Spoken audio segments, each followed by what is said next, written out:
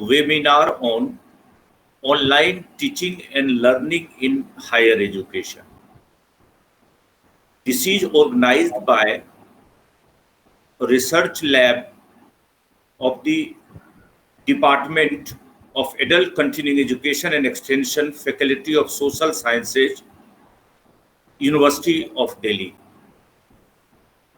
In fact, research lab, I would say in one sentence, is to provide opportunities to the young research scholars to come out and work online, offline on their researchable areas, on their issues and concerns.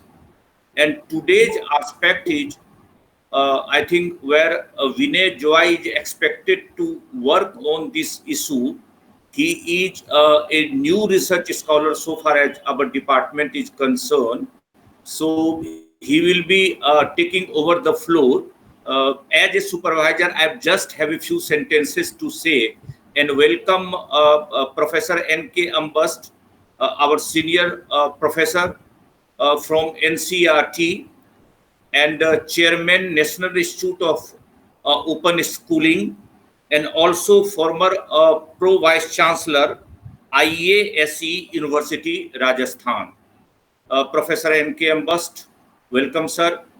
Dr. Anita Priyadarsini, who is in fact UNESCO Confindia, visiting a fellow in UNESCO Institute of Lifelong Learning on DARD scholarship, and Professor of Distance Learning, Indira Gandhi National Open University in Stride. I welcome Dr. Anita also on this platform. We have Dr. Geeta also here. She's, I think, in MIT University as Associate Professor, and she's very well associated with our research lab and Transgender Resource Center. I also equally welcome Professor S.Y. Shah. He in fact said that I will be only the listener here. I will be taking, I think, what is transpired here. So I will not be here as part of resource person. Sir, I also welcome you. In our team, I also see that teachers from Delhi Public School, Nagpur, had also joined. I welcome several college teachers, Mani and others are also joining, and they have joined. So this is the concern that we all are, related to this aspect. And what I was just telling Professor N.K. Ambast that, today, sir, in open book examination in the morning itself, because the Supreme Court has given the guidelines that each teacher has to do by this date. So I was also struggling to see that some of the copies are online examined by me also as an individual teacher. While starting the thing, I just saw, one of the person who is working online, and I asked, what do you understand the online or the classroom kind of a teaching? What is the paradigm? So what he said that what Professor N.K. Ambast, that it is not online versus the formal system, but it is rather what we call online, maybe complementary, supplementary, or all these kind of a things. And also that sometimes we want to learn to our pace, we want to clear our doubts, we have a location problem, we have some kind of a best teachers we want to link in this world. So the digital system or services for technology supported learning and education are recognized as the key drivers to transform the way individuals, groups and organizations learn and assess themselves in the 21st century. So under this background, I think I welcome all of you, the esteemed scholars and the resource person joined here for this webinar. And I request Vinay Joy to kindly take forward this webinar today. Vinay. Thank you, sir.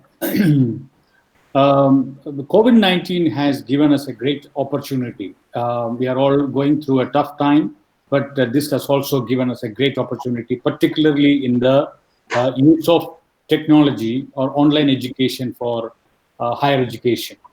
All these technologies were available, many of them were available, but not many were utilizing.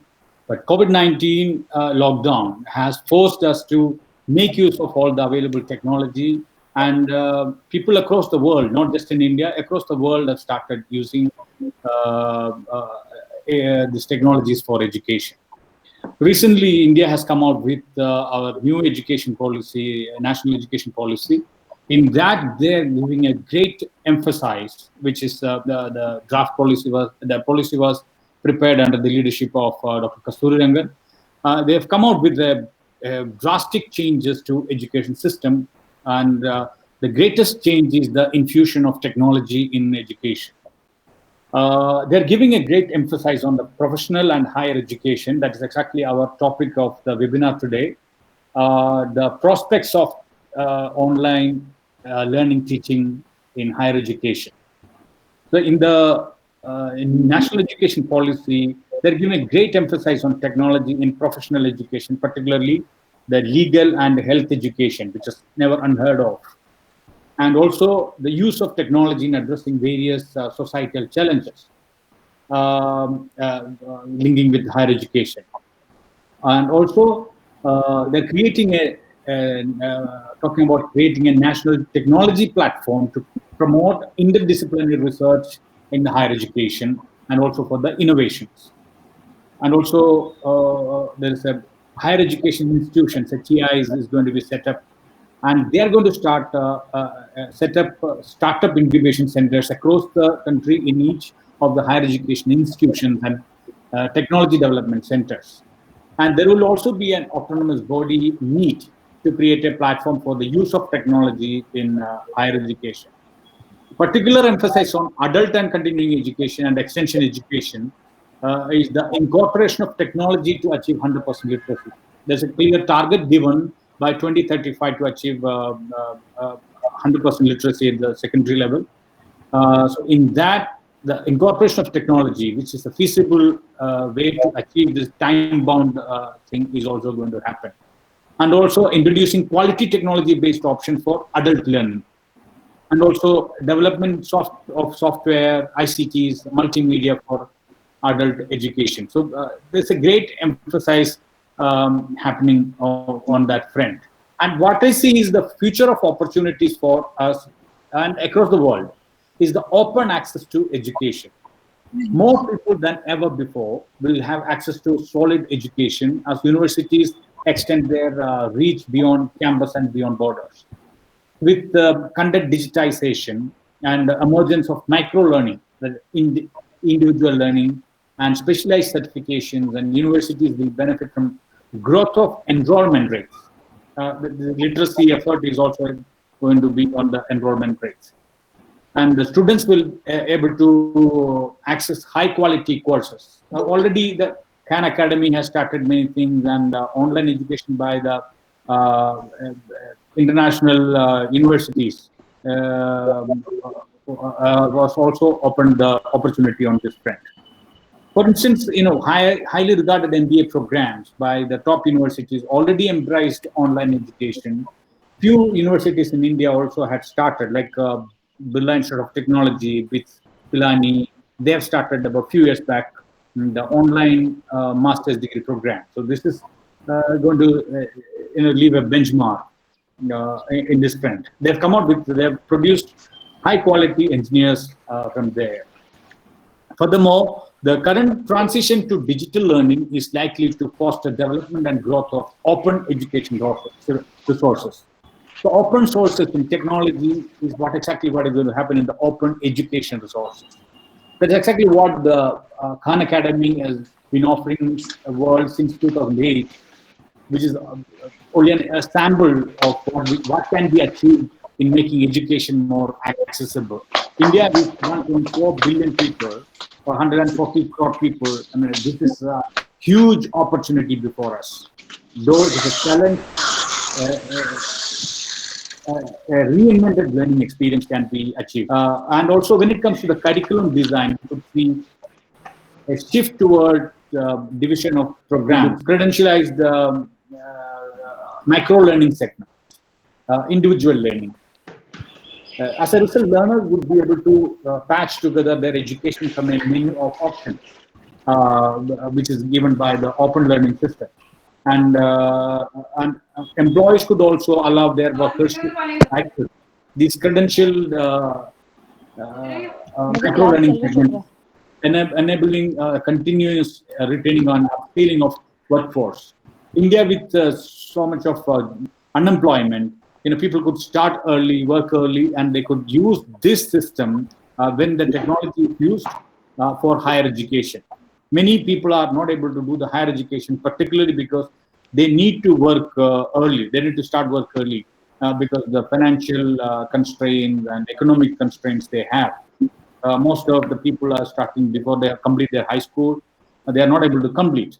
We have many of our achievers and scientists who had started early their work and they continued with their higher education. Vinay, now invite the resource persons. Vinay, now invite the resource persons. Yeah. Yeah.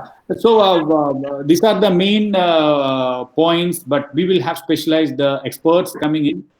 We will start with Professor N.K. Ambasht, very senior professor. He is a senior professor in NCERT and from chairman of National Institute of Open Schooling. National Institute of Open Schooling also is going to start a great way with this technology. And I hearty welcome to you, Professor Ambasht. Floor is yours. Thank you. Thank you very much. Are you able to hear me? Yes, sir. We can hear you. Sure, sir. The screen, I'm not able to see myself. Anyway. Let me begin with the problem of online learning and teaching in higher education. Now, when there is an online teaching learning situation, the person, the teacher, is not present in physical form. They are like an image. So what difference does it make in the learning style of the learner? The volume, the physical presence of teacher makes a lot of difference. But let me make it more clear to you that in school situation, the teacher's personality and the teacher's demeanor and teacher's assumption that teacher knows better than the taught is taken with certain kind of authority. The teacher is. Can you see me, please? I'm not able to see myself on the screen. Sir, you are very clear, sir. All right. Okay. So, what happens in that situation is that teacher is not only being heard, but also being observed and imitated. So the pedagogy of the teaching learning style in the school stage is very different from the higher education system. As the child grows, it starts questioning and asking for evidence to be substantiated. Whatever is told by the teacher needs to be substantiated by additional investigation, additional information, additional. So the what we call in adult education andragogy, here the authority of the teacher is not that much acceptable as in the school stage. So the difference between pedagogy and andragogy must be understood whenever a teacher, whether in person or in line or online, should have that, well, whatever I am doing or whatever I am talking about is likely to be questioned, and I have to be more convincing. I cannot say that because I am saying, therefore you accept is the truth. Now, the learning style, therefore, in the adult section, and particularly on online, is very, very different. There are advantages, there are disadvantages. Let me say the disadvantage: the charisma of the teacher by his physical presence is absent there. So that needs to be compensated. The advantage is that you have a plethora of resources which you can put just at the press of a button. You can call from different, say, Google or MOOCs, massive online open courses, and things like that, and you can substantiate what you are saying. The question that arises in this situation is, then why should there be a teacher at all? You could go to Google, you could go to various MOOCs programs, you can go to and self-learn. So what makes the teacher, the university teacher, a necessity to be there? There are factors like tradition, that you are admitted to a university and you are attuned to going to a classes and there should be a teacher. Now that situation is withdrawn. Now that is being substantiated by online courses where you see the familiar face of a teacher many times. In years to come, it may not be familiar because then you will have no contact situation. However, the question is this, that how can you harness this situation to the best advantage of the learner? The challenge of the teacher is, in this situation, that he has to look to various sources of information and knowledge.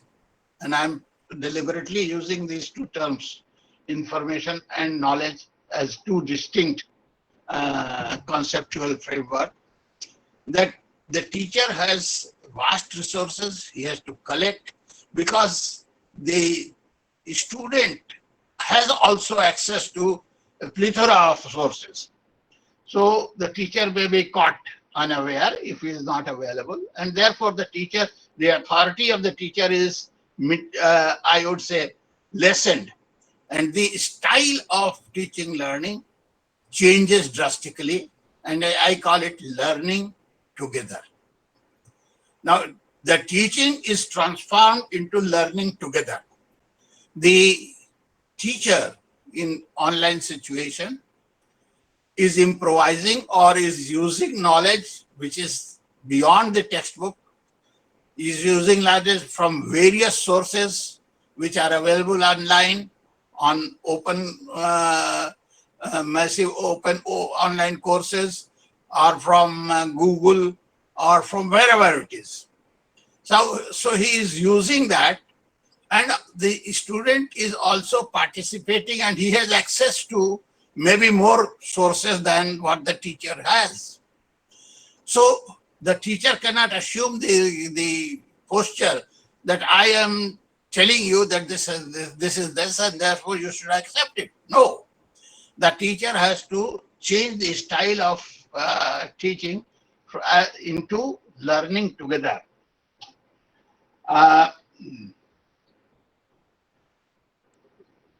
Teacher preparation, therefore, has to change.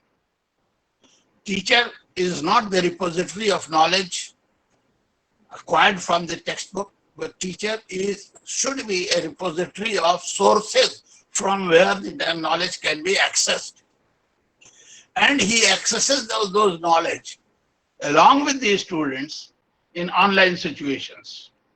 For example, if you are teaching history, let's say if you are teaching in medieval India, then you can say online that let's go to Google and find out what was the what it says about Akbar or Maharana Pratap or whatever it is. And then you, along with the student, you are searching the various sources and then coming to a conclusion after having studied these sources.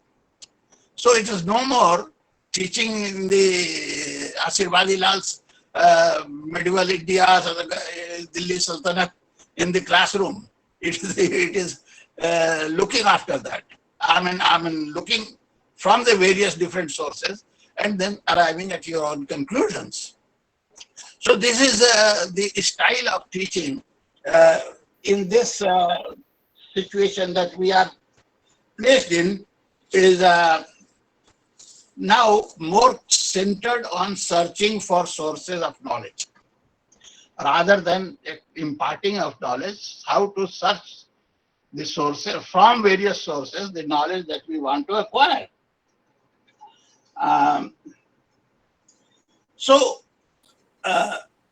the major task is that you have umpteen number of sources from where you have acquired knowledge, and that knowledge may be at times controversial or at times may be contradictory to each other.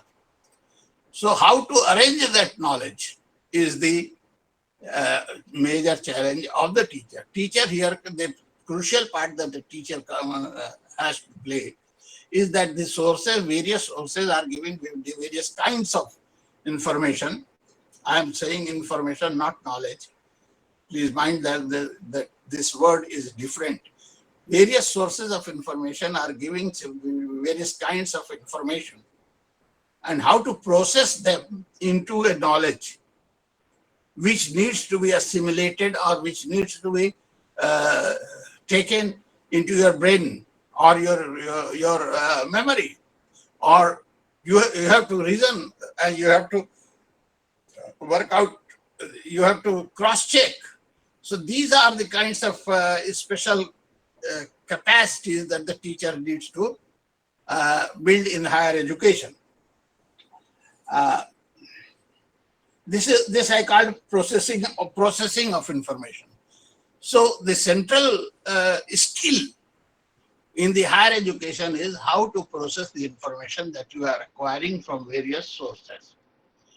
So it's no more memorizing, it's no more reproduction, it's kind of processing the various sources, finding common points, finding differences, why these differences. These are the kinds of attributes that need to be developed when we are having online courses.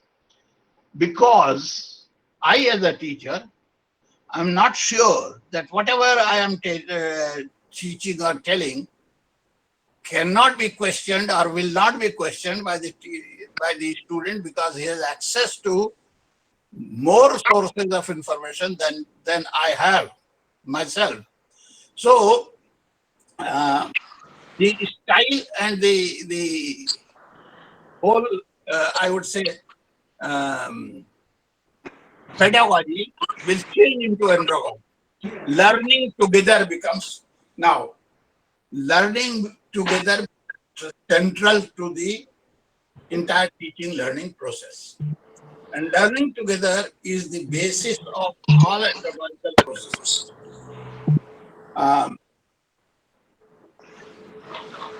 Now, why then should I have? The next question is, with artificial intelligence, what is the need for a human intervention? The informed, physical human intervention. Kindly switch off your mic, Miss Rita.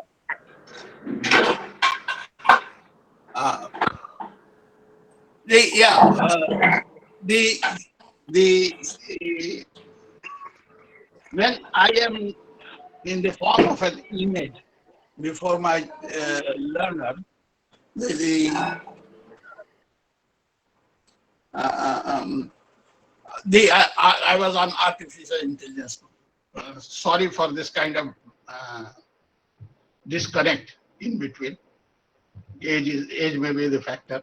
However, what artificial intelligence is there, then what is the need for a teacher?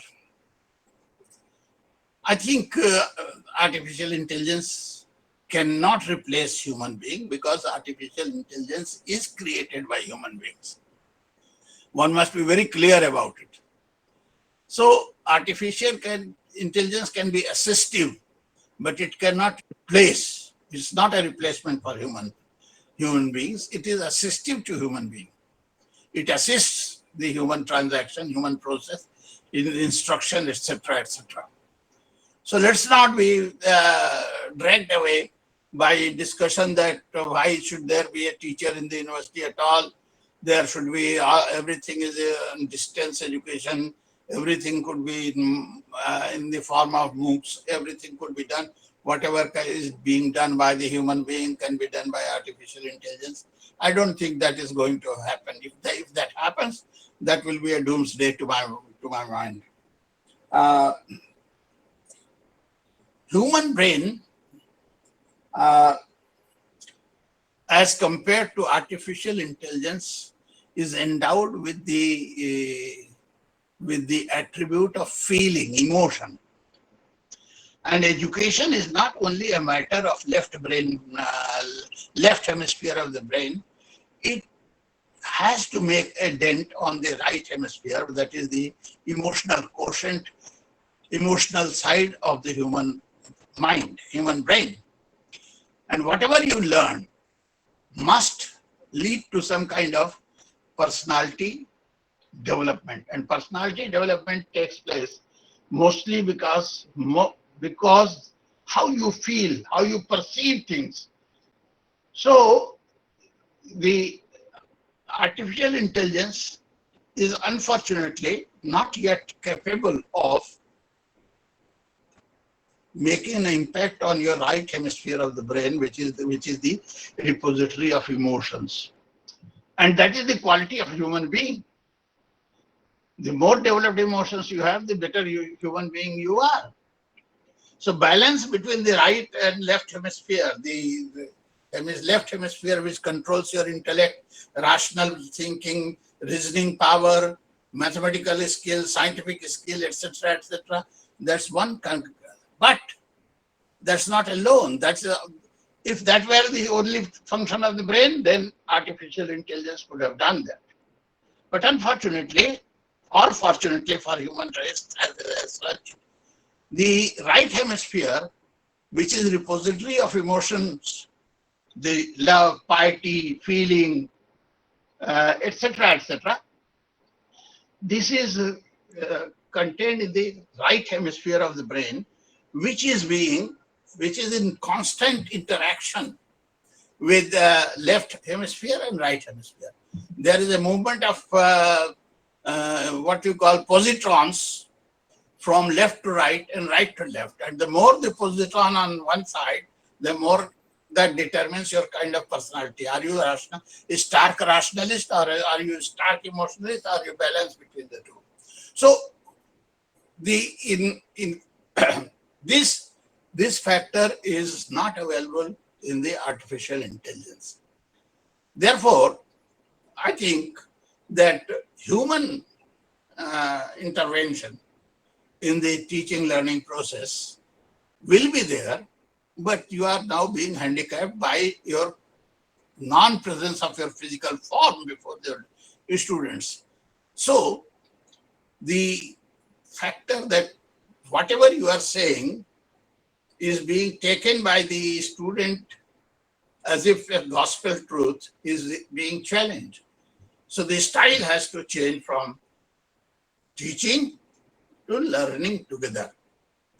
In one word, I would say that with the advent of this distance learning and open learning and this kind of thing, the style of pedagogy has to give way to andragogy, and learning together becomes the centerpiece of the entire process. Thank you very much.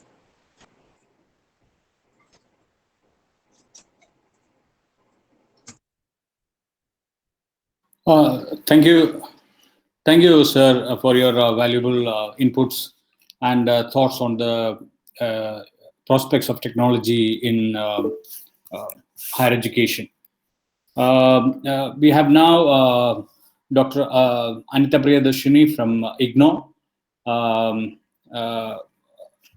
She is a senior teacher faculty from IGNOU, specialized in open learning, distance education and open schooling, adult education, and lifelong learning. She has trained at International Literacy Institute, Philadelphia. She's a Confentia Research Scholar from UNESCO Institute of Lifelong Learning, Hamburg, and visiting professor at the University of Würzburg, Germany. She has many publications and presented many papers at the international conference. Welcome, Dr. Anita Priyadarshini. Thank you very much, Binoyji, and my pranam to Professor Ambasht and Professor Khandelwal, Professor S.Y. Shah, who are also here with us. And I thank Professor Rajeshji for inviting me for this webinar, and I'm delighted to be with the doctoral students of the Delhi University. That's also my alma mater, so it's always a pleasure to be back with Delhi University. So I think I'd just like to begin with where Binoy left, because I do believe that in the last couple of months, there are two things which have happened, which are very significant and which have really impacted the way we think and the way we will continue to think, and which is, as he rightly said, the pandemic and the ensuing lockdown which happened, due to which all teachers, learners, field workers, researchers, and anybody in fact associated with learning, we were back in our homes, closed in the confines, in a situation which was unprecedented. Nobody, neither us or generations before us, have seen this kind of a thing. And as a result, it brought about a complete change in the way we were teaching and learning. And the second thing, as again Binoy rightly said, was the National Education Policy, which has just been released after a significantly long time. And it is both these things which have combined to actually change the way we are teaching. And as I said, that they will continue to have an impact long after also. And as clause 24.1 very rightly says in the National Education Policy, that new circumstances and new realities require new initiatives. So when I speak to you about online learning and the prospect of online teaching, I also talk about the fact that from 23rd March 2020, there has been a change in the way in which I have taught. I belong to an open learning system, whether it was at National Institute of Open Schooling or whether it was at the National at the Indira Gandhi Open University. But even then, where technology has always been an integral part of teaching. But even then, in an ODL system, the print medium was considered as the master medium. And print was something which was felt that course materials, writing of self-learning materials is the master medium, and it is supported, complemented with technology. And this is where, when we are coming from an ODL system, so you can understand that how much it must have impacted formal education, which is completely dependent upon the face-to-face mode. So in such circumstances, when we speak of and also let me tell you that when we speak of technology in ODL system, the ODL system per se has always been thought of as a step brother or sister or family member to the formal education, because the teacher in the face-to-face system has always been acknowledged as the fountain of knowledge, and anything else it has been seen of as something which is not good enough. And the pandemic showed us that suddenly things like technology, online learning, etc., became the forefront of everything. And sometimes I find it ironical, because all that the ODL system always stood for, whether it is in terms of flexibility, whether it is in terms of learner autonomy, whether it is in terms of anytime, any place learning, or whether it is in the extensive use of technology, suddenly that has become the new normal. All the while it was being used, it was always considered as an add-on. But today it is the new normal, and it will continue to remain the new normal. It was also always believed that that formal education was the only, formal face-to-face education was the only means by which the true knowledge could be passed on, and development of competencies, achievement of learning outcomes was possible only through the face-to-face system. Today we have a system, we have a situation where suddenly you have been thrown in the swimming pool and you, or in the sea actually, and you have to swim. I conducted at the sometime in May we conducted a research study on which was on e-readiness of learners in the school system, because suddenly you found all the Kendriya Vidyalayas, the private schools, everybody was teaching, and it had very interesting findings, because although the penetration of technology, whether it is in terms of mobiles or internet access, it was done in Delhi, so it was very high. But even then, when it was things like needing hand holding or having the personal space, because it was done with government schools also, and having the personal space by which a student was able to have a room to themselves or a corner in the room to themselves where they could actually do teaching learning without interference, was difficult. And obviously there are certain things which one has to keep in mind, whether devices are available, whether hardware support is available. I mean, all these things which were studied in my study. But coming back to the topic of the day, which is prospect of online teaching learning, I would like to say that when we speak about online learning, it has its own pedagogy. It has its own way of instructional design. And while we have started doing online learning, I think the challenge remains to adopt that instructional design now to the way we will continue to teach. It's not just sitting in front of a computer and teaching. There is a pedagogy by which online teaching is done. There are learning theories which talk about how learning takes place in an online environment, when the in an e-environment. And those are things where you, as doctoral students, you need to investigate, you need to inquire. These are topics which students of research need to go back to the drawing board and talk about it. And this is really the perfect time to be taking up research studies on these kind of topics. If we look at what to study, how to study, when to study, if you see in the last couple of years, 2 decades, I would say that in higher education, the emphasis on online learning has already begun. In 2003, the NPTEL started.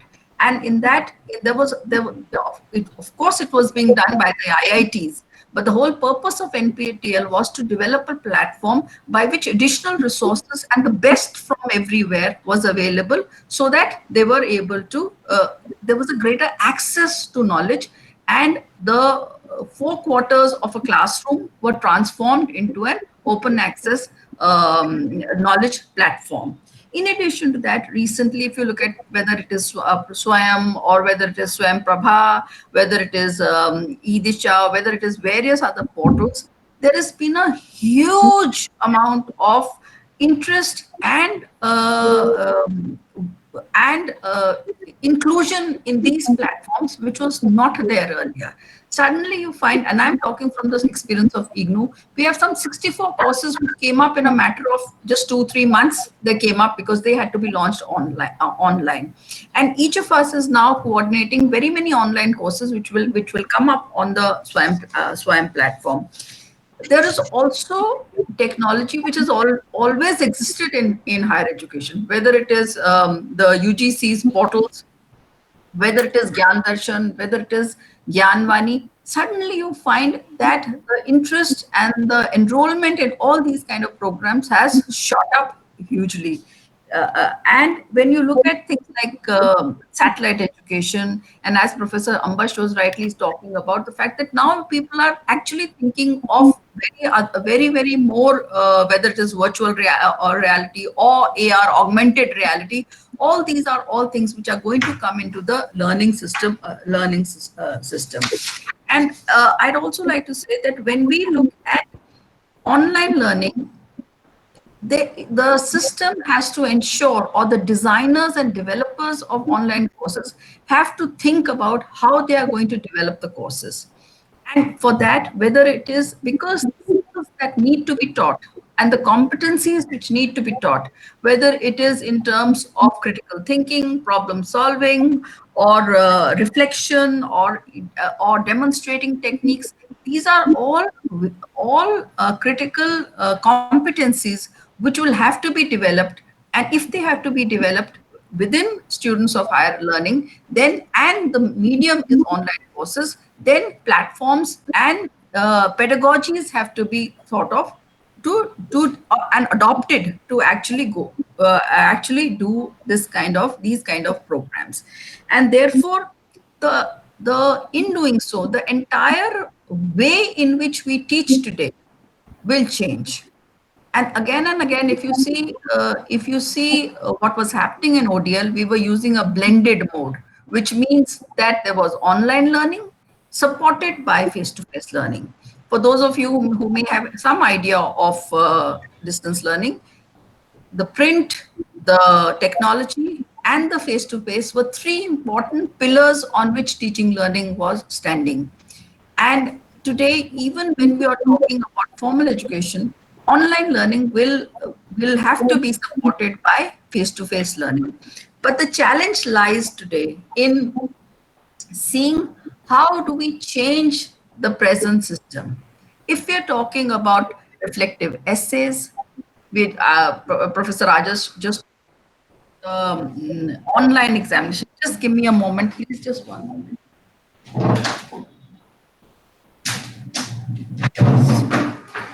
Sorry, these are the travails of online learning, that your device is running low on battery, so you have to do that. Excuse me.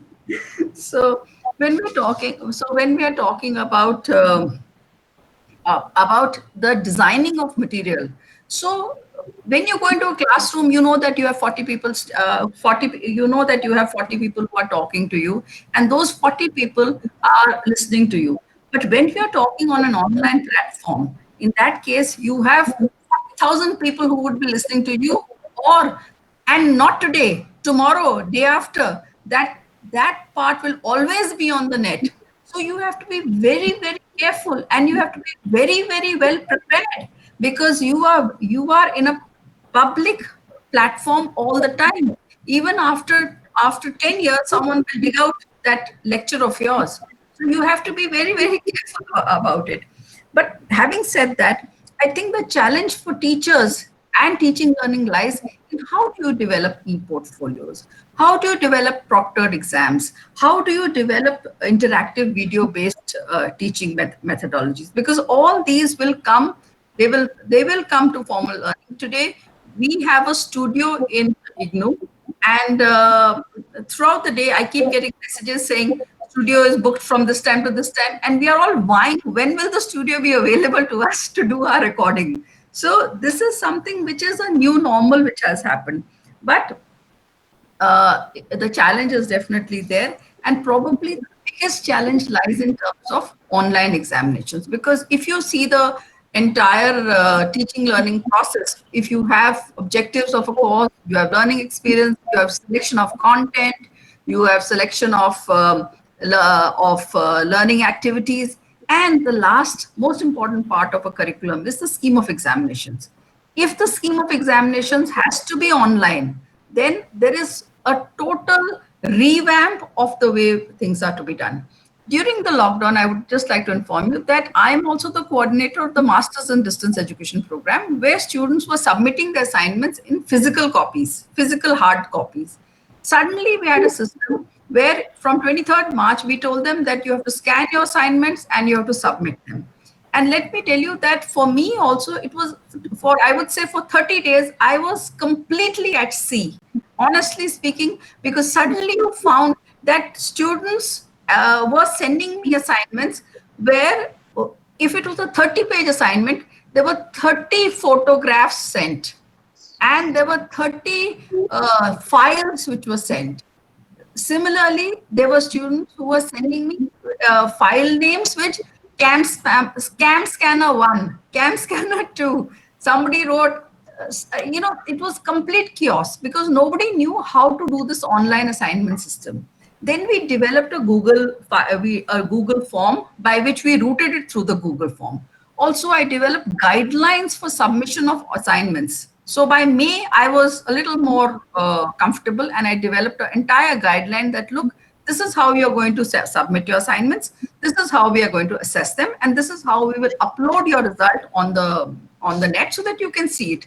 But these are all learnings which have taken place, not just for the learners, definitely for people like us also, because we've been able to develop that system. And let me also say this, that knowledge bases like online repositories will become another very important part of teaching learning in higher education, because these repositories are going to be the place where in open access learners will go and they will access. We have a eGyan coach, and our session starts in January. So in January 2020, when the session started, and in March, again, there was a lockdown, my students were again totally lost because they had no materials, they had nothing with them. So there was, and most importantly, there was an anxiety. So online learning also causes anxiety, which you as the teacher have to address. And because of that, I think I must have made at least 800 course materials just as e-learning. We did an analysis, and I realized that over a period of 4 months, I have sent 6,000 emails to my students. This is only because for everything, the student will ask you, they will ask you, Madam, मेरे से ये नहीं हो रहा, आप इसको बताइए. Formation of WhatsApp groups for teamwork, collaborative learning, for getting them to be, for peer learning, for helping each other. These are all new parts of online education and teaching learning, which are going to come into force. Therefore, I think that it is important to understand that in this new normal, we as teachers have to play a much larger role, even if we may not be doing face-to-face learning, but the support which learners require is much more, and therefore much required. Another thing is that the teaching learning has changed, as most of you all know. It's 7 o'clock and we are having a webinar.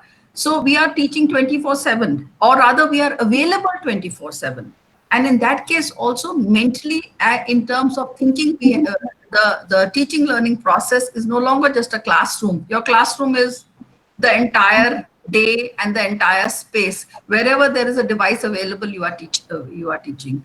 So I will not take much time, except to say that if teaching has to be equitable, if technology has to be equitable and access has to be provided, that needs requirements of digital infrastructure, that needs requirements of so many other things which are important. However, as teachers, we have to realize that teaching has changed because of post-pandemic situation, and our learners have also changed. Learners have changed to the extent that they have all become they were already digital immigrants, but now everybody is a digital native. They are fast progressing towards that. So I think that as researchers, as students who are listening to this webinar, I think there is an immense challenge for you and an immense opportunity for you to be taking up new research work in such kind of topics related to online, whether it is the readiness of learners, technology, whether it is the pedagogy, whether it is the way in which we learn, so on and so forth. There are so many topics that can be taken up. So I'd like to thank you all once again for just sharing my ideas with you and giving me this opportunity to hear you and to also be with you. Thank you. Thank you, Professor Anita. You talked about many facets of open distance learning and the issues and concerns and the challenges, blended learning, all many things. We'll go in the question answer session later on, not here now. Vinay. Dr. Geeta, now I invite you and I request you to kindly take 10 minutes. If I'm not, I hope I'm not cutting your time. I need more discussion here because so many issues, even I am ready to ask something, And I think I'm getting, WhatsApps from so many corners that we want to have certain discussions on that issue. So, Dr. Geeta, not taking too much time, I request you and invite you for your interruption for 10 minutes. Your interruption, please. Thank you. Good evening, sir, and I would like to thank you and express my gratitude to you for giving me this opportunity. And I'm really humbled to share the space with Professor Rajesh sir, Ambash sir. My deepest regards to Ambash sir, Priyadarshini ma'am. I would first express my gratitude to all of you for giving me the space to share it amongst all the dignitaries from the higher education sector. And so I will talk about what is the way forward for institutions and maybe my own experience with Amity University. And before I move forward, I would just like to say that we all know that necessity is the mother of invention. And definitely this pandemic has taught this very well to all of us in all spheres of life. So the way we move out with restrictions, the way we greet each other, the way we are teaching, and what we could have never imagined has become, as Priyadarshini ma'am was just mentioning, it has become the new normal as we call it now. And maybe for the time to come also, it will remain to be the new normal, the way we teach and the way we are also interacting with our students in the day-to-day classes. But amidst all these challenges, and before I highlight certain gray areas also in the light of technological advancements, I would like to point out that certain things which are quite optimistic. And at the very outset, even the timing of this pandemic, I would say, is quite opportune because it is a decade. If the same pandemic would have hit us a few decades back, where there were no smartphones or there was no internet or no broadband access, then the entire ecosystem would have crippled. So it is happening at a time where we all have access to technological infrastructure, internet, laptops. All our students are equipped with technological gadgets. We have extensive broadband access and reliable communication tools. And for example, if I talk about Amity, so since 16th of March, we've been taking online lectures through MS Teams, and we've lost count of the webinars and the industry interactions that we've had through Zoom, WebEx, MS Teams, and even we've been able to arrange online internships also for our students. So that is one. And we all know that this unprecedented pace of societal change makes the need for this reform, this technological reform, even more urgent. And with this, even before the pandemic, I would like to point out certain facts from certain researchers, wherein with talks of this plethora of online courses, they become even more relevant.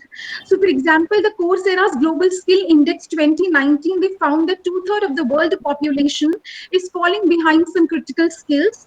Research from the World Economic Forum also suggested that the core skills required to perform most roles will change by 42% on average by 2022, and that the companies are scrambling to identify and source the skills they need to stay competitive. Also, the availability of key skills is now one of the top 3 business threats that CEOs globally have been facing. And it was also pointed out by one of the recent surveys by PwC. And as the gatekeepers of knowledge and stewards of human capital, now universities have to play a major role in bridging the skill gap, in bridging this bridging the gap in the skill global in the pace of the lack of skills globally. So one solution here is that that institutions go for global academic partnerships. So even in foreign universities, we'll see that, for example, 3 universities, they were coming together to offer some common courses which were widely available to students. And this will solve 2-pronged problem. One is that the online courses or the pre-recorded video lectures or the video lectures, they were having a wider reach for the students. So students across the globe can have access to those lectures, and that too they were made in collaboration, they were prepared in collaboration with different universities which had competence in that area. That was one. Secondly, it can also solve the problem of the shortage of faculty that we've been talking about, the shortage of faculty members. So maybe when faculty members collaborate and when universities or institutions across the globe, when they collaborate, probably we can come out with better courses, as Priyadarshini ma'am and Ambash sir was also pointing out, that we can come up with better course delivery and maybe with better course content. So recently, like I am in Indore, and it was there in an article I was reading that even lately I am in Indore and IIT Indore and IIM Indore, they have collaborated to offer more industry-ready courses. And even Amity, during this time, we have collaborated with a lot of global universities in order to design better course curriculum, in order to design better course content that we can deliver. Also, industry partnership has a very important role to play now. Initially, also, we were having, taking inputs from our industry counterparts, but now in the light of these video conferences and in the light of this technological advancements, even the resource persons have become, more readily available. So we have also partnered with many companies. For instance, like Tata, we have collaborated with them to come out with more industry-ready courses, which can equip our students to become more industry-ready for their employment purposes. Even National Education Policy 2020 points out that how we can improvise our courses to make our students more equipped with the skills that would be required in the time to come. So with the advancement of machine learning, artificial intelligence, and with the kind of skills that would be required in the near future, how we can make them more industry ready. So even this Google IT Support Professional Certificates alignment with 25 community colleges in the United States, they are offering IT training program as a part of their curriculum. So maybe in the light of the lockdown, in the light of the pandemic, in the light of technological advancements, like we are hosting this webinar now with faculty members, with dignitaries from different platforms. So even the availability of industry professionals, and even at Amity, we've been hosting webinars and we've been inviting guest speakers, CEOs, vice presidents from different companies, depending on the kind of course that we are teaching. So I teach papers in the area of HR. So I've been inviting industry resource persons in the area of HR who could, so we predetermine that which of the topics will be taken by the industry expert, because they would be able to better host it. Also, we have redesigned most of our courses. We have taken a lot of industry inputs and inputs from other global foreign universities also, that how we can revamp our courses to make them more industry oriented, to make them more refined in the light of the requirements. Like Ambash sir was mentioning, that what is the need of a faculty in the times when we have pre-recorded lectures and also students have access to a lot of information which is available. So how do we process it?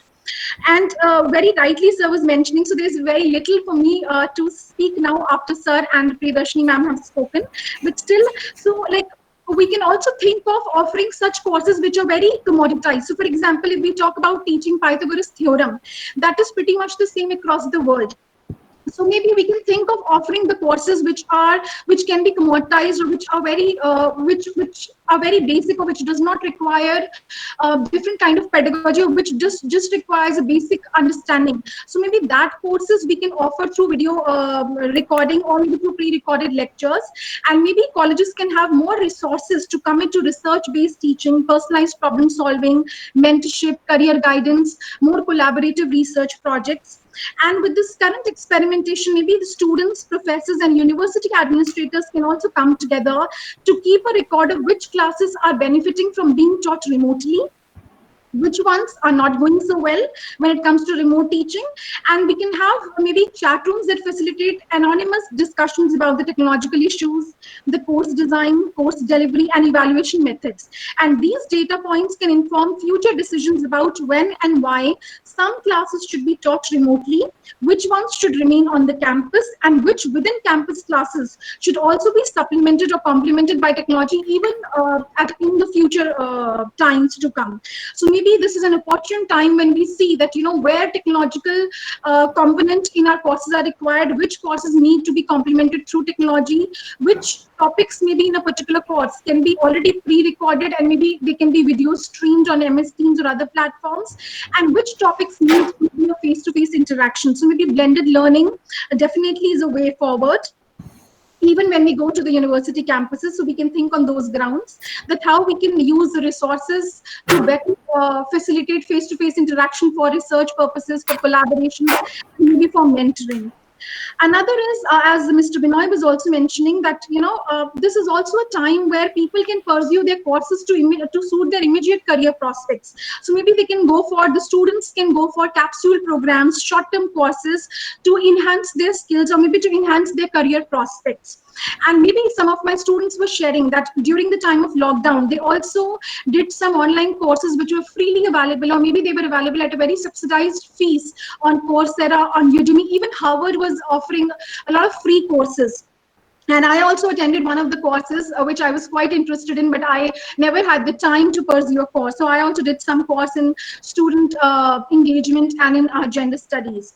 So maybe there's also a time where students can do some smaller capsule courses to know whether it suits their interest, it suits their larger interest to before taking up or pursuing a degree program. So maybe they can also take short courses, or maybe in smaller chunks, or maybe courses which are capsule based, to know whether it suits their interest and whether they are ready to pursue a long-term degree program. They can commit themselves to a long-term degree program, in a particular discipline.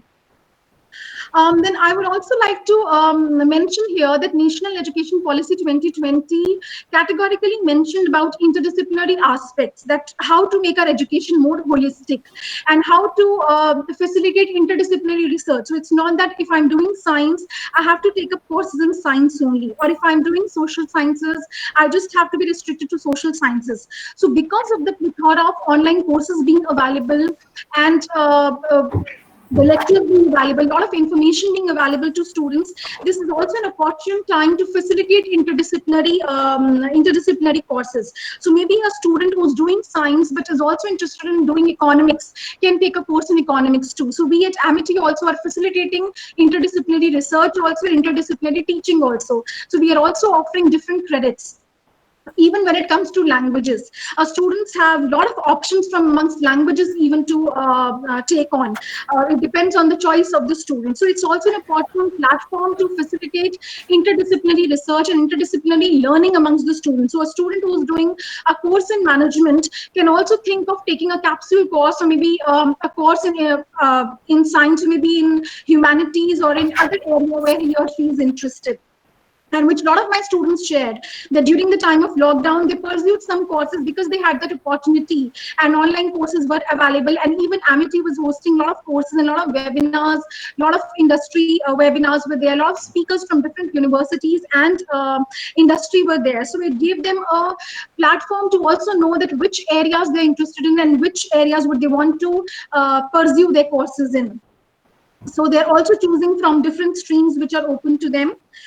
Also, National Education Policy 2020 itself mentioned about the option that institutions will have the option to run open distance learning courses, new facilities, and other online programs, provided they're accredited to do so, in order to enhance their offerings, improve access, and increase their gross enrollment ratio, and provide opportunities for lifelong learning. So definitely these open distance learning programs, this MOOC facilities, this distance learning programs are a facility for students to pursue their course, and even multiple exit and entry points, which is mentioned in the National Education Policy. So maybe these advancement in technology, this is also providing an opportunity for students to take up the course from where they left, or maybe to pursue a course from where they left. So this National Education Policy 2020 is also supplementing this technological advancement or this online teaching learning mode. And so this was about opportunities. Like, we've also been taking lectures on MS Teams, and we've also been trained during this lockdown period that how to improvise on our teaching pedagogy, how to use more case-based learning. So we also developed certain case studies on our own, which we take to our classes. So through our regular interaction with industry and through our regular interaction with other resource persons, we have also developed our own code, our own cases, the case studies for different subjects which we take to our classes. As sir was rightly mentioning, Amish sir was also rightly mentioning, that even students have access to books, even students have access to a lot of information. So what value addition can a faculty do in the class? So through storytelling, through the use of multimedia PowerPoint presentations, through the use of other videos which are self-recorded, and maybe through the case studies and through interesting articles, through storytelling approach, we are trying to make our sessions more interactive. And of course, we also tell the students to switch on their camera all the time. And maybe even we've also been doing the proctored examination. So even in midterm examination, we are hosting it on MS Teams, and the student is given a time is already defined on MS Team, and that within that particular time they have to submit their assignment in a PDF format. But yes, it's a challenge for the faculty members, because again, if I have in one section, if I have 60 students, so I see 60 PDFs and multiple pages in one PDF. And every assignment I have to correct online. So, and in the midterm also, like there are a lot of components that we've redesigned. So for example, in many of the courses, based on the industry inputs, we have introduced professional skill development activities. We call it PSDA. And in certain courses, we have also introduced self-work. So we have defined that which is the component of the entire syllabus which a student can do on their own, self-work, which portion will be taken by an industry expert or an industry resource person, which topics will be taken by a faculty, and what will be the mode of that delivery also. So we've been introducing book reviews, we've been introducing case studies, we've been also encouraging students to do collaborative research work with faculties and maybe to write cases based on the business dilemmas in collaboration with faculty members. But of course, technology is not the only alternative which is there. There are a lot of hurdles and challenges also. So I know the time is less and sir has only given me 10 minutes, but just to wind up, I will just like to mention certain challenges which comes to my mind. So when we talk about the digital divide, one is that of course, online education also amplifies the digital divide. So when I say digital divide, there are some students who have access to the latest laptops, better bandwidths, more stable Wi-Fi connections, and more sophisticated audiovisual gadgets. On the contrary, some students may not have access to these kind of sophisticated resources. So that's one from a student's perspective. Second is from an institution's perspective, that some universities may have better IT infrastructure, higher IT support staff ratio for each faculty compared to some institutions which are budget starved, or maybe some universities which may not have that kind of budget, or may not have that kind of a support system. And third, as Ambash sir was also correctly mentioning, that pedagogical skill. So maybe some faculty members are comfortable with the virtual classroom, and some they have never used the basic audiovisual equipments, and maybe they are now learning that how to cope up with this changing paradigm of virtual teaching, learning, this thing. But this would also need some kind of a pedagogical competence of online instructors, and that how they deliver, that is very important. That when faculty's face-to-face interaction is not there, when that charismatic presence is not there physically, then probably how we deliver a particular class, or how we handle a particular class, or how that interaction goes on is also very, very important. So that pedagogical skill is also very important when it comes to from a faculty's perspective. Second idea is that when we were teaching in a classroom, then probably even if I have 1,000 students, sir, just to we have to have take the very important question. Yeah. Yes, okay, sir. Yeah. Okay, so of course, okay, I will just wind up. So I would just like to say that, of course, in a face-to-face interaction, even if there are 1,000 students in a class, a faculty can make out which student is not able to understand or is not able to catch up. Of course, we do not have such privileges in a technological class, in a virtual classroom, but we'll have to figure that out, that how our technology could be good enough to accommodate these features virtually. And of course, attention span from a student's perspective is yet another. But of course, with online collaborations, case-based learning, problem-based learning, and other kind of preferred instruction methods, I think this blended learning is a good platform, and that is the only way out, that we figure out that which topics or which courses do we need to take online and which classes do we need to take in a face-to-face interaction. And though I wanted to speak more, but I will just stop here because of the paucity of time. So thank you so much, sir, for providing this platform. Thank you. Thank you, Dr. Geeta. Straightway, you have made your point. I think now straightway we will start interactions, and I also welcome Dr. Pavan from DIET is here. I think Professor from Pune University, Professor S.Y. Saab, Mani, everybody is there. So I will just request that if some questions are there, some interactions are there, straightway start. Mani, you have to say something? Yes. Sir, I have, yeah, am I audible, sir?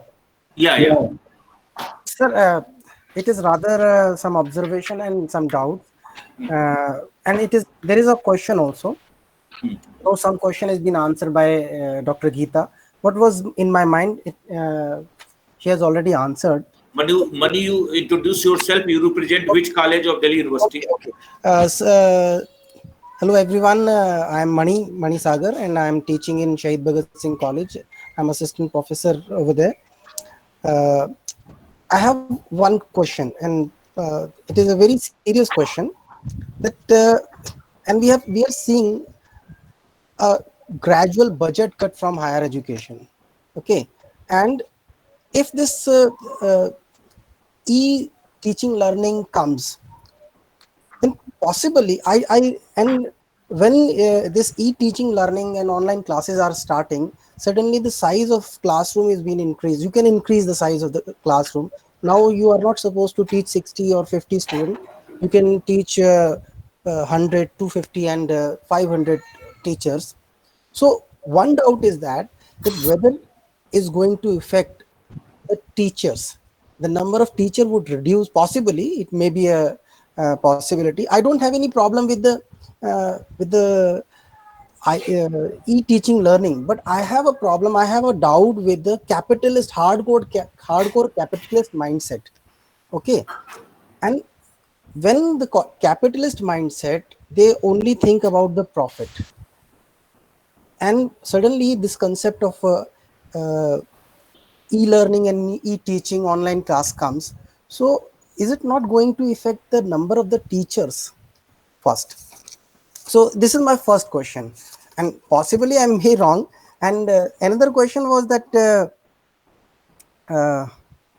that has been answered basically by Dr. Geeta Mishra. I was having a question that this divide between student, as in my class earlier when I used to teach in the classroom, there were 60 to 70 students, but now when I am teaching online, only 25 to 30 students are taking my class. So these are my two questions. So can you Okay, please? okay. Thank you. Mani, ठीक है. May I request Professor Ambas sir? Sir, मेरी Yeah. आवाज जा रही है, Professor Ambas sir? Yes. I think, yeah. Well, 2 points. One is that when you are teaching online, you have to keep in mind that there is a variety of a range of learners who are being addressed. So when you speak, you have to speak in a manner that whatever you are saying is heard and then is processed and then is reaches the mind and it is comprehended. So if you speak very fast, then what happens is it is heard here, but before it reaches here, there is another sound wave coming here, and there is comprehension is halted. In the formal classroom situation, you would see that whether what you have said has made any impact on the listener or the student, that countenance itself will tell you. But in this situation, when you are speaking, you have to modulate your lecture in a manner that everybody is able to catch at least the key word of your sentence. And I'm not reflecting on what Geeta said, but certainly you have to have a certain kind of flow which makes a dent on that. As far as the question of my friend just now,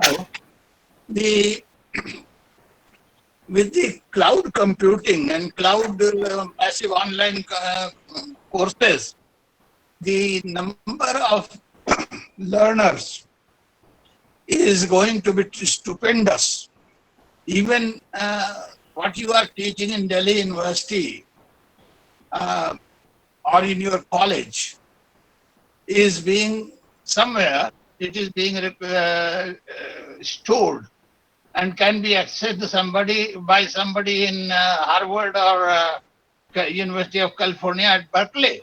Similarly, you can get the lectures from there. So it is no more one-to-one or classroom-to-classroom situation. It is going to be a repository of the world knowledge. So if you are thinking that the number of teachers will go down because teacher-learner ratio is going to be adversely affected, I don't think that is going to happen. You have to have, if you are a good, really, it is a survival of the fittest kind of thing. If you are a good teacher, you will be there. If you are not a good teacher, then whatever you are teaching will be augmented by some other teacher teaching somewhere else. I remember the Commonwealth of Learning was building this kind of material, and we were asked to, our material was compared with the material in Bangladesh or Pakistan, or for that matter, Nigeria and other places. So whatever material we prepared and put it online has reached not only in this country, but elsewhere also. So the competition is more, and therefore you have, in order to survive in that competition, one has to excel more. Thank you. Thank you, sir. Thank you. Can I add to that? Yes, sure, Dr. Anita. Sorry, I mean, you can take the next question also if that's okay. Yes, somebody have to ask? Can I speak something, Professor Rajesh? Yeah, sure.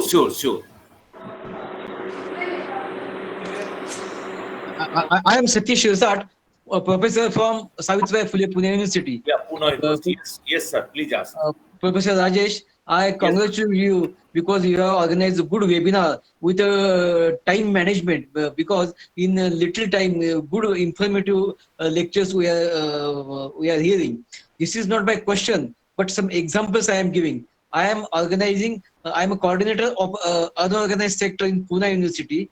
Few years back, I had given an assignment, competition for students, and a very sad thing that when 10 entries came, online teaching is important, but many students don't have access of electricity, they don't have smartphones, so they are afraid of it. So it is not, I think, a duty of our department for training how to use it. This is my humble request. Thank you. Anybody else has to ask? So we can jointly. Good evening, sir. Sia, you wanted to ask? Yes. Yes, sir. Sir, my question is that we are talking about online teaching, and nowadays we are seeing that there are different remote areas of our India. They are also conducting so many webinars in their own university or in their own state university. They are conducting, but the problem is that they are not that much ready, or their coordination is not proper reachable to that remote areas. That's why they are not accessible. They conduct a webinar, but only 1 or 2 students are there. As today I was talking with some of the students in Bihar, and there I get some information from that area. Then that student told me that they belongs to 1 or 2 students I talk. They belongs to 11th and 12th class, and 3 students from Muzaffarpur district in Bihar. I talked about they are from graduation 1. So they have an opportunity to at least join some online classes like this, but they are not that much ready to connect properly. They don't have a proper access opportunity, or they maybe have a problem that university have not a proper record of all those students, so that they can directly connect with all those students with a mobile or with all these accessible units. So, sir, what type of procedure we are here in the capital cities, and how we can also contact at least we can join some of the students who are already access on Facebook and all these type of social platform. So we have is any option that we can provide an opportunity to all those students so that they can also join all these platforms where we are joining, like Professor S.Y. Shah is there, and all the well-known professors are there, and we are going to learn so many things through this webinar. So do we have some accessible unit or accessible ways through that we can provide all those students also an opportunity to join these platforms? Thank you so much, sir. Yeah, you have asked a very pertinent question. Mani has also asked the question related to what will happen to the teachers if online teachers in a large number, if online teaching learning is there. And both of you asked about our socio-economic situation, availability of the digital thing infrastructure. I think Dr. Anita, Dr. Geeta have also addressed such issues. I know how, Dr. Anita, you wanted to add certain things? Yeah, I mean, I was just some reflections I was going to say that we are in changing times. Yeah. And what Dr. Mani said and Bihariji said, I think the realization has to come that that the situation will not stay the same. For instance, the whole purpose of starting distance learning was to address issues related to those who were marginalized, those who were out of the system, those who could not be those 40 students in a class who were top of the top who came into Delhi University. And therefore, there is only that much that can come into Delhi University or Stephens or Hindu or Miranda, etc., etc. What happens to the others? So I, as a teacher, I'm very, very used to the fact that I have 1,600 students in the Masters of Distance Education program. And therefore, every university which is now coming into this kind of a thing will have to redesign its thinking, processes, and practices. And if you do not change, then you will become, it will probably, you will lose out on the opportunity of taking this new technology into coming forth. So this is not to say whether we are going capitalist or socialist, etc., etc. But this is just a comment that I'm making that if you in the initial years, the very best, and Professor Ambasht will support me, the very, very best teachers at the top of the top colleges wrote lessons, units for distance education. We had people from Delhi University writing for us for the simple reason that instead of getting that brilliant person to teach in a class of 40 students, he was able to teach through the units to 40,000 students. So therefore, the excellence of teachers has to be taken up. The structures may change, but how it is changed, how it goes forth will be a larger question. But I'm just saying this, that that the teaching process will change. And to Bihariji, I would say that माध्यम बदलेगा. किस तरह से आप पढ़ा रहे हो वो माध्यम बदलेगा. I am telling you, lockdown में हमने कभी ये नहीं सोचा था कि हम स्कैन्ड असाइनमेंट्स देखेंगे, बट ये हुआ. हमने ये कभी नहीं सोचा था कि हम टीचिंग थ्रू फेसबुक करेंगे, बिकॉज हमारे पास एक बहुत बड़ा स्टूडियो है कॉल्ड EMPC, जहां हम टेली कॉन्फ्रेंसिंग कराते थे using our own satellite, using the Gyan Darshan and all. But इन सब चीजों ने फोर्स किया कि आप एक नए तरीके से सोचिए.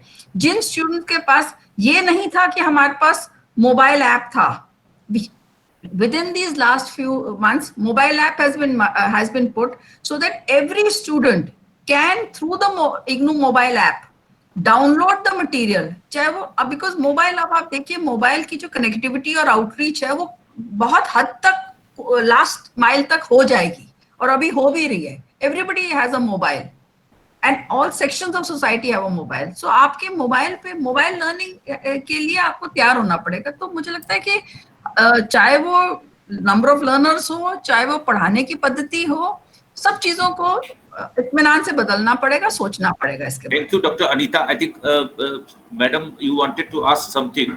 Dr. Geeta, some of the issues that are coming, Professor Ambasht, asked a very important, theoretical paradigm about the emotional quotient, the linkages of the emotional quotient, or when the teacher is there, the personality development, he asked about that. And when we see the UGC guidelines, when there is a formal system, that you have to deal with the fast learner, you have to deal with the slow learner, the pace of learning. But here online learning, suppose I have 8 research scholars, but I see only 1 or 2 active. I am not able to monitor 5 or 6. What is happening on the one hand, that is the issue. On the other hand, when I talk somebody who are too much pro-industry oriented, they say that it is not the college or university, but it is the industry. You also talked a lot about the industrial linkages. It is not the college or university, but the future institution will be the industry. And they say that the formal system of education, we have a new education policy after 34 years.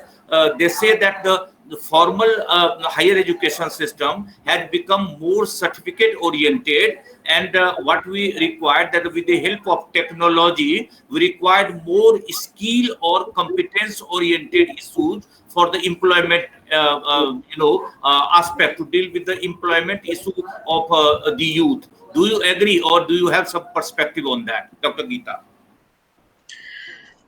Yes, what you have said is I completely comprehend with that, and I completely agree also. So one is that, of course, as Ambash sir was mentioning, as you have also mentioned, that technology is not a substitute of the physical availability of a teacher in the classroom. That can never happen. I mean, we can never say that a technology or a virtual interface becomes a substitute. That is why during when I was talking, I was mentioning that we will have to decide that which courses will be best suited for a remote teaching learning mode, which courses will be best suited for a face-to-face interaction. So maybe in our present courses also, what we are offering, we have revised certain courses through industry inputs, wherein we have decided that which topics of the course can be self-developed by the student. So self-work, and okay, this is for the first time that we have added self-work or professional skill development activities as a component in our syllabuses after revision. So we've revised almost all our courses, and this is for the first time that we have included self-work in all our courses. Most of the courses are professional skill development activities, and we have mandated that maybe some guest sessions by the industry expert is also a mandate in most of the courses. So I completely comprehend, sir, that in the light of the, like I said, that there is skill gap definitely, and national education policy also highlights that we need to reorient our courses such that they have that content which makes the students more industry ready. So one is that we need to revamp or revitalize our courses in the light of the changing requirements by the industry, because one of the objective of a student completing a degree is also employability. That cannot be parted. Employability is definitely one of the aspects or one of the prospects that a student looks at, because after completing a graduation or after completing a post-graduation, employability is one aspect. So definitely I would say that designing more courses which are more industry oriented, which are more placement oriented, and that is why the national education policy also talks about the vocational courses, that they've considered very non-luxurious, but how we should also focus on more vocational courses which can make students more employment ready rather. So that is my take on that. Thank you. Thank you. Anybody else have ask any question? I have a question. Yeah. Somebody asking. Yes, sir. I wanted to ask. I think Badri was saying something. Yeah, please. You're on mute. Yeah. Yeah, please, Parmita. Thank you for organizing a wonderful webinar. I think it's a great learning experience. So my question is basically to understand, the shift which has taken place due to the transition. And this is just with the help of an example that I would like to share. We have seen that the use of chat box in the webinars and all has really encouraged people to, type messages instead of really speaking. So as a teacher, how is it really going to bring about this change between the interaction levels, in terms of the teacher and the learner? Because, another role of a teacher is also, to be a strong facilitator wherein the language skills or the speaking skills have to be developed. So how do we look at this, in terms of the transition? So that is my question. Dr. Pandita, you have asked a very important issue. May I ask Professor Ambas, sir, to kindly ponder over this? Sir? Right, yeah. Ji. Well, chat box is a very good substitute, I would say. But you know what happens? You listen to this sentence. Where are you going? Where are you going? Look here. Where are you going? These are the same sentence said in 3 words. Now, the emphasis on certain word brings out the meaning. So the communication that I am doing with you is conveying certain ideas and degree of emphasis, which is not available in the chat box. So chat box is a way of communicating. You write a letter, you get a letter, but you don't get that kind of feeling or emotion or the stress that I want to make in my communication, oral communication. So to that extent, the limit of chat box is there. But verbal communication, I may say, I am very angry with you. I may say, I am very angry with you. So if I write, I will only write, I am angry with you.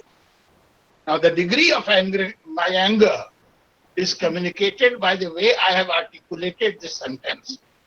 So the oral communication, face-to-face communication is the best one. If face-to-face communication is not possible, then where you can have a dialogue, that's better. The written one conveys the idea, but the degree, extent, or of emotion that is involved is not carried forward. Okay, am I clear? Yes, sir. Thank you so much, sir. So this has really shadowed, the tone and the mood of a teacher of what he or she is trying to convey. That's right. Thank you, Paramita. Anybody else? Yes, sir. I have one question. Yeah, please. Nitish. Yeah. Yes, sir. Good evening, sir, and warm regard to all of the dignitaries and the scholars and professors. Sir, I have one question with Professor Ambas, sir. So the way the online teaching learning is defining the structure of the pedagogy, it is not shifting towards the pedagogy to the andragogical way of teaching learning, sir? Well, thank you for raising this. This is pedagogy is used for teaching learning situation of school children, those who have been growing up at the most at the adolescent stage. There, what you communicate is one thing. What is communicated to print media, what is communicated to your instruction, but whatever is the teacher's take in teaching is accepted by the listener on 2 times. One, what the contents of the meaning carries. The other, the authority of the teacher being senior, more experienced, and being looked at the role models.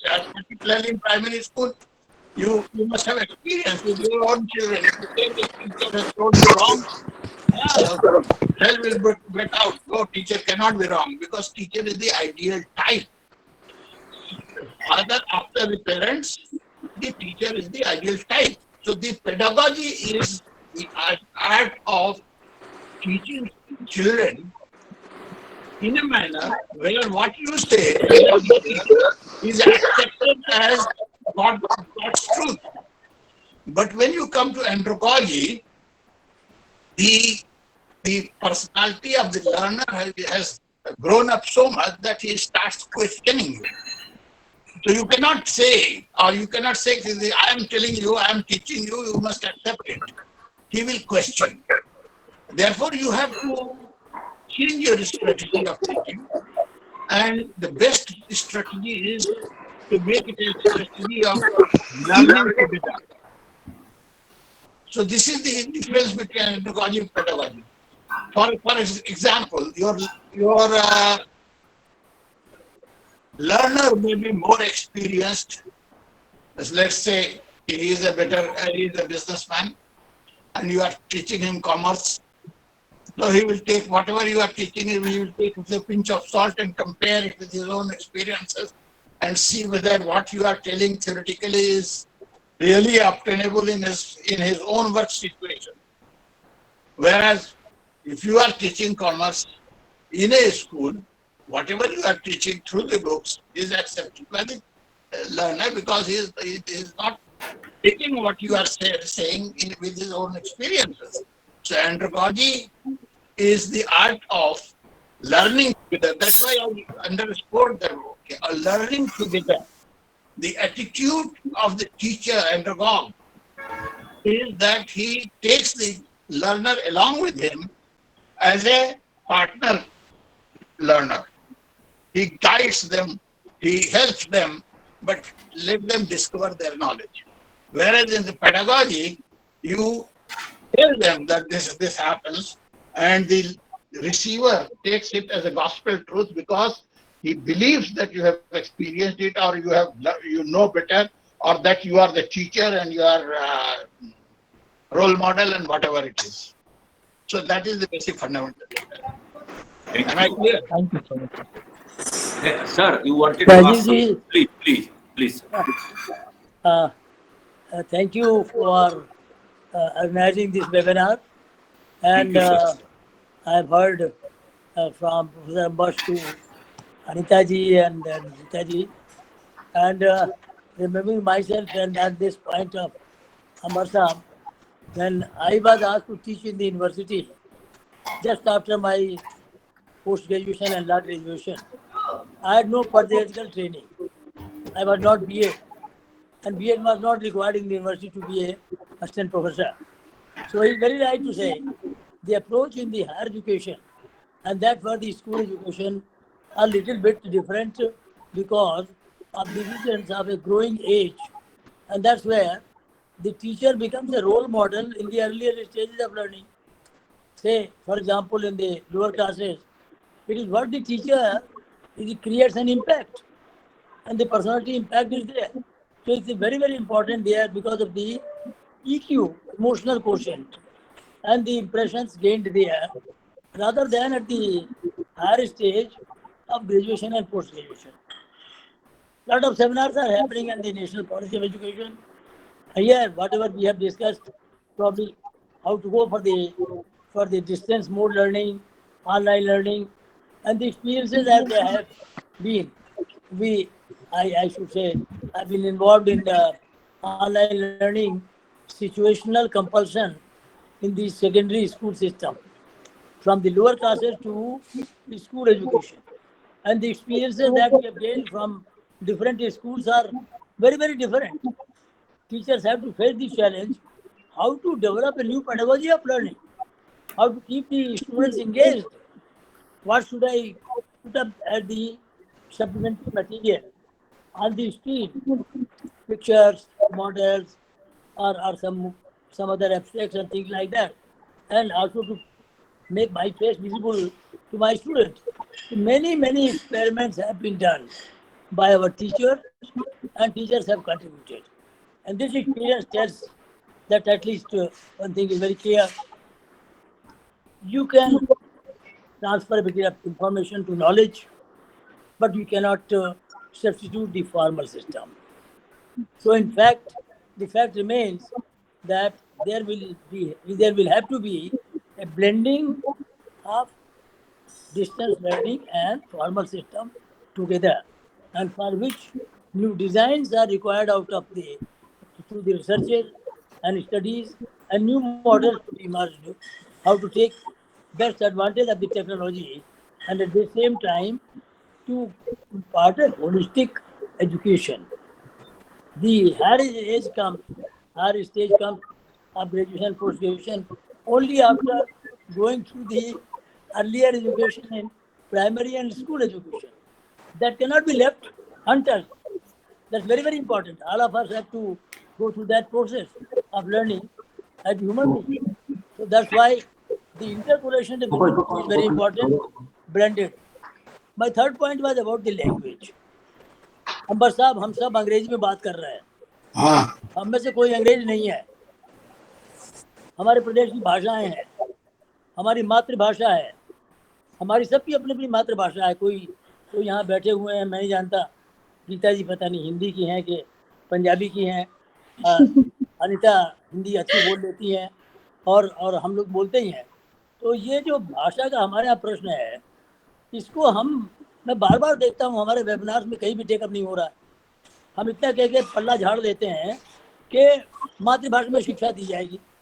अरे भाई, मुझे वो pedagogy बताओ, आप university में research करके बताओ, department of education बने हुए हो, कैसे दी जाएगी? मातृभाषा के साथ डायलेक्ट जुड़ी हुई है, बोलियां हैं, बोलियों में अंतर आता है हर 20 किलोमीटर के बाद. उसके साथ इसको जोड़ना, ये कहने में बड़ा आसान है, नेशनल पॉलिसी में इसका मेंशन है, लेकिन इसको क्रियान्वित करना खुद में एक चुनौती है, और जिसका समाधान स्थानीय लेवल से लेकर जो उच्चतम लेवल है विश्वविद्यालय, वहाँ तक लाना पड़ेगा. मैं आपसे इसलिए निवेदन कर रहा हूँ कि यूनिवर्सिटी सिस्टम्स में जब हम लोग छात्र थे, when I was student in 1960s, 1960 की बात कर रहा हूँ आपसे, तब भी इलाहाबाद विश्वविद्यालय में अंग्रेजी के सेक्शन थे पढ़ाने, अंग्रेजी माध्यम से और हिंदी माध्यम से. मैं नहीं कहूँगा कि हिंदी माध्यम वाले सक्सेस नहीं किए अपनी ज़िंदगी में, किया, उन्होंने भी किया. मैंने इंग्लिश माध्यम ऑप्ट किया था, वो अलग बात है, किया होगा सबके साथ, अपने साथ के दोस्तों की वजह से. तो इंग्लिश माध्यम से पढ़ा, English medium of instruction in my graduation and post graduation, and I started teaching in the English medium itself. But there is the question of Indianness, the question of Indian culture, which must be kept in mind when we are discussing all that, whatever you have discussed for all the, I think 1.5 hours or 2 hours. So that is where language, संस्कृति ये हमारे साथ लगी हुई है, और ये विश्वविद्यालय स्तर पर बहुत ज़रूरी है कि इसको आप जोड़ें, ताकि वहीं से हमारे अध्यापक आते हैं, वही अध्यापक नीचे तक पढ़ाते हैं, वही अध्यापक संस्कारित करते हैं. इसलिए यह एक मिला जुला सतत शिक्षा का स्वरूप, कॉम्प्रिहेंसिव, पूरा का पूरा लेते हुए चलने की आवश्यकता है. मैं एक निवेदन और करना चाहता था,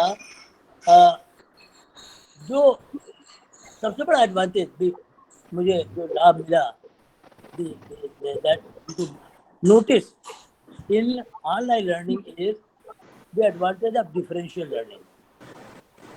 Pedagogical में concept में अंबर साहब, we believe that the whole class, the level of every child of understanding is the same. नहीं भी होता तो हमारी मजबूरी है, टीचर पढ़ाएगा तो 30 बच्चों 35 को एक तरह से ही पढ़ाएगा. बट मैं कैसा समझता हूँ, एक बच्चा हूँ तो मैं बहुत ज़्यादा समझता हूँ, नहीं समझ पाया हूँ, बिल्कुल समझ में नहीं आया, अपने मैथमेटिक्स पता नहीं क्या पढ़ाई.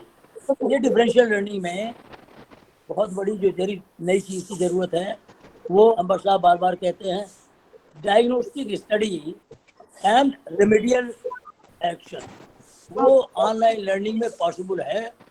माइक्रो लेवल पर एक एक छात्र के लिए है, एक एक स्टूडेंट के लिए है, और वो प्रश्न उत्तर का जो आश्रम व्यवस्था में पहले था, उस तरह की चीज़ भी संभव हो सकती है. आइए, शायद इसके बारे में करके हिंदुस्तान का एक जो शिक्षार्थी है, उसको हम उसकी योग्यता के हिसाब से आगे बढ़ा सके, यही राष्ट्रीय शिक्षा नीति भी चाहती है. आप सबको बहुत धन्यवाद, आपने मुझे सुना और मुझे थोड़ा सा बोलने का अवसर दिया. Thank you very much. बहुत अच्छी बात कही सर आपने. प्रोफेसर अंबर साहब ने जो कहा उनके इसमें ऐड करते हुए बहुत अच्छी बात कही. विनय, it will not be possible perhaps that in one webinar you will able to handle this complete issue. So you have initiated the issue. Now you just initiate your vote of thanks.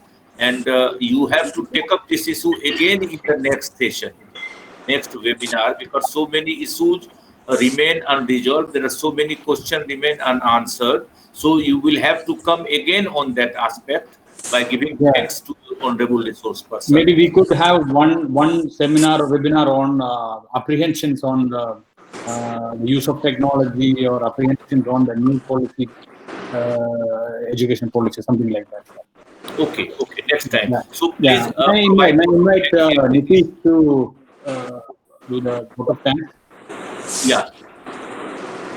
Thank you, Vinay sir, and warm regard to Professor Rajesh, Professor Ombas sir, Professor S.Y. sir, Professor Anita Priyadarshini ma'am, Professor Geeta Mishra ma'am, and Dr.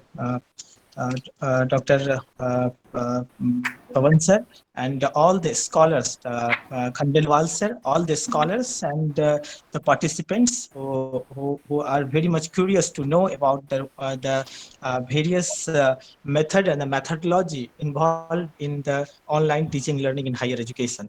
I also I congratulate Vinay sir for organizing such a wonderful webinar, and we are very fortunate that we got the Professor Ombas sir, and he's always been up to the mark while speaking the technical issues, that what are the technical issues involving in the online teaching learning.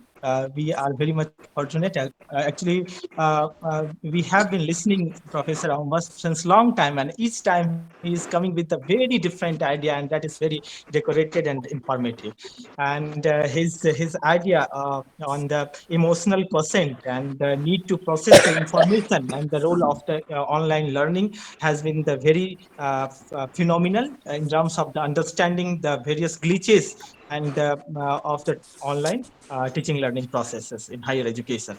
And I also thank to Anita Priyadarshini ma'am for giving the wonderful insights on the use of the technology in the open distance learning, and sharing the hands-on experiences of the IGNOU and the role of the pedagogy that he has delivered, that what could be the role of the pedagogy, and what are the various issues that is needed to curtail while propagating the e-learning environment in online teaching learning. So I also welcome and thanks to Professor Anita Priyadarshini ma'am, and I also thanks to Geeta Mishra ma'am, because he is always been the one of the speaker that come with the some of the issues that is directly related to the higher education and the society, and his views on the role of the education for the industry and the community, and also the global skills that is related to impart through the online teaching learning has been the remarkable. I also thanks to Professor Khandelwal sir for raising the certain issues on Thank you. about the new education policy and its implementation. Sir, we are very much worried about the role of the implementer in terms of implementation of the online teaching learning and new education policy. And I also thank you to Professor Rajesh. He is the leader of our all activity under the Chamber 3. Under the Chamber 3, we are organizing the webinars, and this is the one of the hot topic we got today's, and we are through the Chamber 3. And thank you so much for the research scholars and all the dignitaries for here, especially to the S.Y. sir and Dr. Pavan sir also. Thank you so much for the participation. You have professor from Pune University also? Yeah, we have the Professor Pune University. Thank you, sir, for sharing such a wonderful webinar. We are lucky to having you here, and we are hoping that the next webinar what we will organize, we will be happy to have you there also, and your insights are always welcome. Thank you so much. Thank you, Nitish. Thank you, Vinay, and thank you, Rameswar Gupta, for providing us the technical support. So thank you all, sir. Thanks a lot. Thank you. Thank you, everyone. Thank you. Thank you so much, sir. Thank you. Thank you. Thank you so much. Bye. Thanks, Rajesh. Thank you, ma'am, from Nagpur University. Thank you. You are there from Delhi Public School. Yeah. Sir, it's in Delhi Public School, Kanpur. Yes, Yeah, sir. thank you, ma'am, that you are here. Thank you Really very much. welcome you. Yeah. Thank, Thank you. And they were said, namaskar. thanks, sir. Thanks, sir. Yeah. Ambash sir had actually given me this. Thank you so much, Ambash sir. Thank you. Thank you so much. Yes, sir, for this Thank you. important experience. It was really enriching. Thank you, sir. Thank Yeah, you. nice. It's nice to see you after such a long time. Yes, sir. Yes. COVID has actually, This pandemic has made this distance. Okay. Thank you. Khandelwal साहब आपने बड़ा अच्छा इसे उठाया. Let us have one more session sometime. वो Certainly, sir. Certainly, sir. Rajesh ji, और sir. Khandelwal साहब को जो आगे। आप मेन स्पीकर बुलाइए, फिर बात करते हैं. Vinay, Yes, sir. Yes, sir. Doctor Khandelwal साहब को भी आगे बुलाना है, साथ में रखना है अभी Well, नेक्स्ट ईयर करके. Sure sir. My pleasure. Thank you. Thank you all sir. thank you very much. Thank you, everybody. Thank you. Thank you. Sir with sincere thanks sir. Thank you.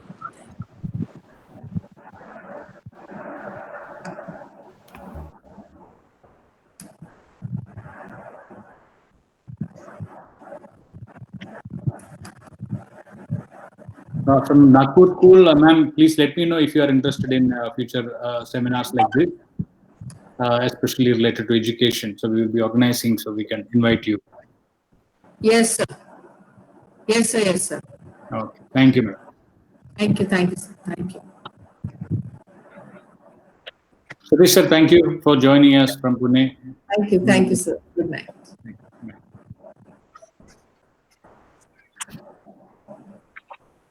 Ramesh, you have recorded, right?